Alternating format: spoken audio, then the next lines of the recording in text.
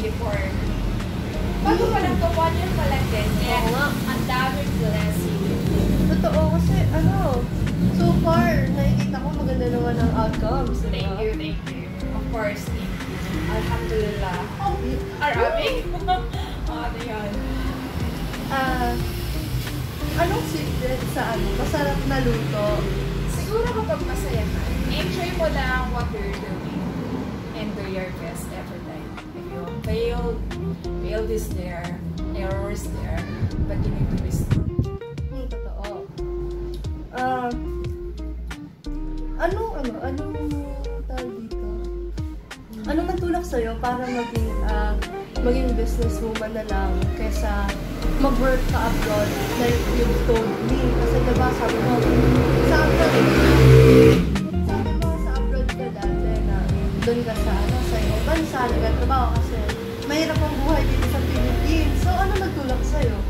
Kadali alam mo, Be, ano name mo? Naomi? Alam mo, kasi nanood lang ako ng Jessica Soho. Okay? Wala, nanood lang ako kasi paano mo ng Jessica Soho? And then, may mag-asawa doon, si Neri Miranda, meron siyang sarili niyang restaurant. Tapos, si Chica Miranda, meron din siyang sarili niyang restaurant. Para sa akin, ayun ko kasi na ako yung babae na gusto ko hindi ako aasa sa lalaki. Dapat kapag babae ka, may sarili kang pera. In a way, nasa pag-uusap na yun. Yun, tapos, doon ako nag-start, kaya nagkaroon naman ng emotion. Then, eto na siya. Oo, 1 year na siya. Totoo. Well, so far naman, maganda naman ang diba, ang outcome. So, will you see yourself, like, in the future, na ganito pa rin ang trabaho? Let's see, because, every minute there have a lot of changes. You don't know what is it. And I think there's a lot of surprise. There is a lot of surprise. Yeah.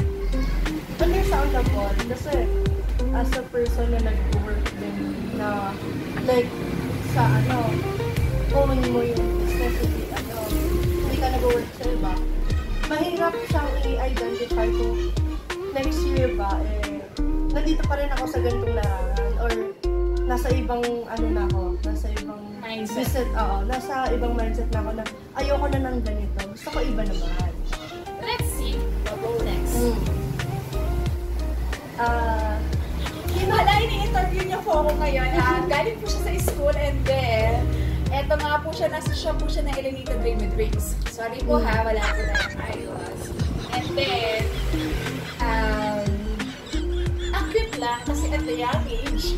Tapos, ang dami niya ng question. Diba? Tapos, ang dami niya ng mga talk. Kasi, nag-start lang din siya na meron siyang sarili niyang online. Para naging habit na yun. Then, happiness lang din yung tumutulak sa kanya para right? Yes. Start lang siya as a hobby. Then, naging business na siya. And then, so far, blooming naman yung business ko. Look at you, you look so happy, right? Yeah, I am. Yeah. Masaya kapag may pera. That's the point. Lahat naman tayo hindi natin ng money, pero huwag natin sasampahin ng money. Totoo. Mahirap. Baka, biglang, alam mo na, mahirap. Baka karmahin tayo bigla. Hindi naman karma. Alam mo, huwag na lang tayo gagawa ng kasamaan. Kaya mo sila. Just go. Ikaw, nasa taas ka pa rin. Totoo. Ganun. Kasi ang nasa taas, binababa. Pero yung nasa baba, tinataas. Kaya dapat, matuto tayong magpakubaga. Ganun na rin. Ano yung mga gusto mo pang itanong sa akin habang may time? Ano mga gusto mo itanong? Diba, so far,